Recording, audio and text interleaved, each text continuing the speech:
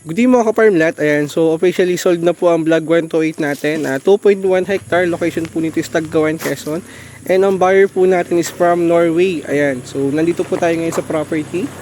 Ayan, so itutour ko kayo. Hello. Ayan, so itutour ko po kayo sa nabili ng buyer natin. Ano, ayan. So i-highlight po muna natin yung farm.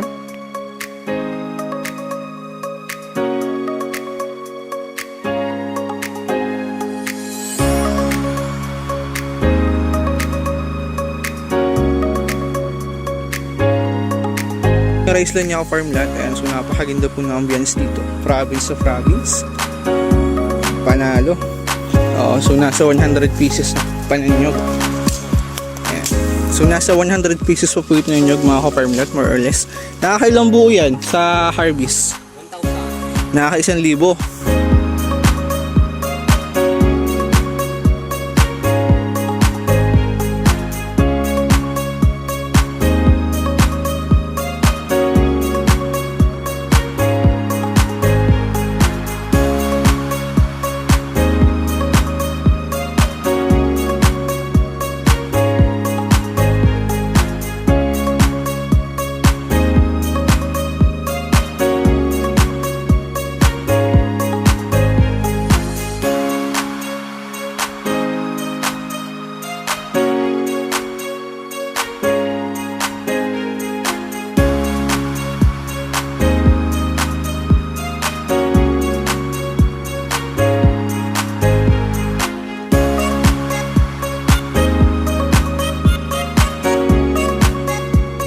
Ang boundary po nito ay creek.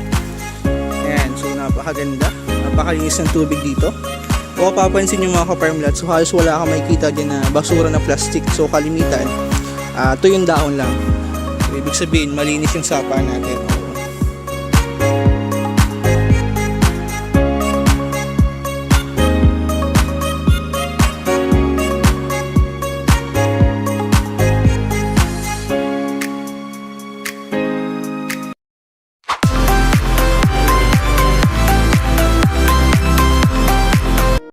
So ito po yung nabili ng buyer natin. So almost 1 week lang natin to na-upload. So na-reserve po agad ng buyer and then within 1 month, so umuwi na po yung buyer natin from Norway, and ayan, so bali po na paid na po nila sa seller.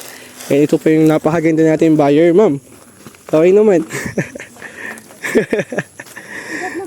Makita mo vlog eh. Opo. Isa yung point, 3 point, magkano? Mamaya. Sige po. Dali lang mag-vlog si ano. Hindi po, okay lang po. Sige po. Punta kayo doon kasi. Sige po. Si Vilmar, halika rito. Sige po, okay lang po. Sige po. Ayan, so bali pinivisualize nila kung ano yung magandang gawin dito sa property. And so napakaganda dito mga ka-farmland. Medyo madilim lang yung ambience natin kasi almost 4 PM na po ng hapon. And ayan, so kung matagal kayo naghahanap ng dream property at hanggang ngayon hindi ka pa nakakita, so pwede ka pong mag-suggest sa atin kung ano yung dream property mo. So baka possible, baka mahanapan po kita. So same ng buyer natin na almost a year na naghahanap ng property for retirement. And so bali nag-suggest siya sa atin na ang gusto daw po niya is along the road farmland na with rice field. Ayan, so tama-tama naman po kasi along Barangay Road po ito. Ayan, so as you can see, pasok po ang 4 wheels sa property, even sedan mga ka-farmlat. And napakahaba po ng frontage nito, almost 100 meters. And ang good thing dito, platted po yung property natin left and right, and may kasama ng rice field. Ayan, so tama-tama po ito dun sa dream property ng buyer natin. Ayan, so kung may plano po kayo na property and matagal na kayo naghahanap, so pwede po kayo mag-suggest sa akin kung ano yung dream property nyo, and baka mahanapan ko po kayo. Ayan, kaya naman after ko to in-upload sa YouTube, so nang nakita ng buyer natin, so hindi na nila pinakawalan yung property, na-reserve po agad nila. Ayan, so bali yan, binuviewing nila yung property kung pinag-aaralan na po nila kung ano yung magandang gawin or planong gawin dito sa property. So bali babalik ulit po sila ng Norway. So, pumunta lang sila dito sa Pilipinas, umuwi lang sila dito sa Pilipinas para bayaran yung property, para once na mag-retire sila, meron silang property na uuwian. Ayan, so napakaganda po nito. Ayan. Panalo. So, ang location po nito is Tagkawan, Quezon, mga kaparmlet.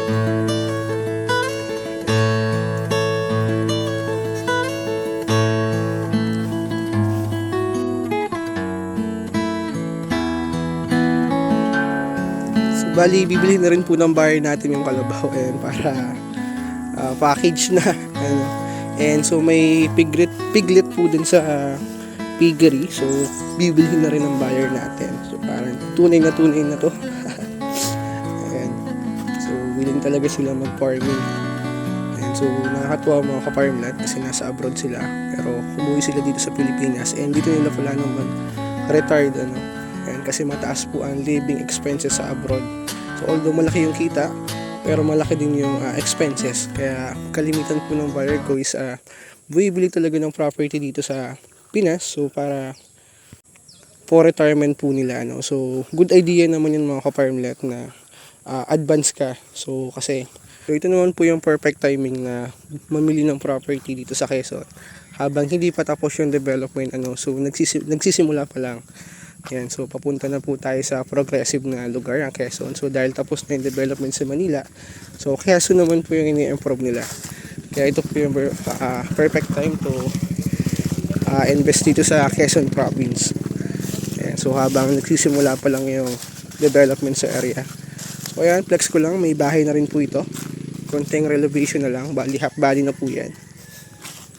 Lanzones to, wow! Okay, paborito nyo. Oo, tapos ito avocado. Okay. Ito yung pang-asim. Ito kalamansi. Wow.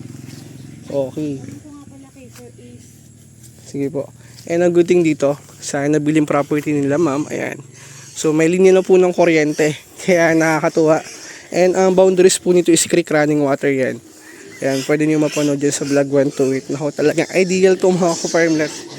And ang good thing dito, ayan, so may bakod na rin po ito na puno na mahogany. And ayan, may piggery na rin. So, meron ka ng multiple source of income aside sa nyog, may rice field, and ayan, so pwede ka mag-alaga ng livestock. Ayan, so secure na pong retirement mo dito para ka na nagpi-pension. Ayan, so basta may product yung property mo and may alaga kang livestock, secure ng retirement mo mga ka-farmlet. Ayan, so kaya mag-invest na po kayo habang maaga pa. And mura pa yung mga property mga ka-farmlet. So kailan ka pa bibili kung kailan mataas na.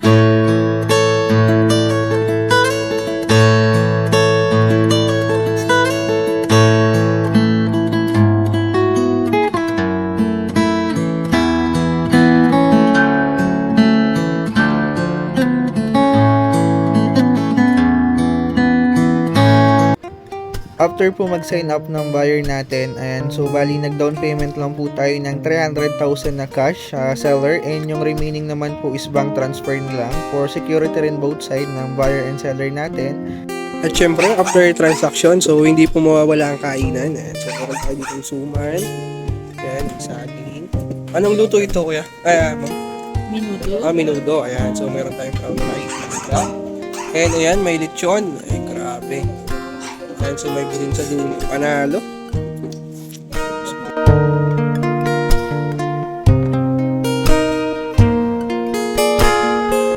Grabe, napaka-humble po ng buyer natin, nakain, nakakamay lang. So, nurse po siya sa Norway.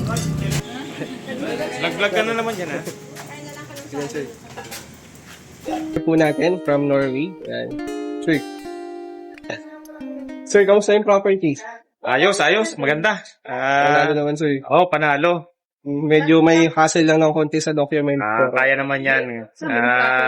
Malala ka, pero okay yan. Goods yung mga inaanok ni Sir Denmark. Ay, thank you, sir. The best. Legit. Legit.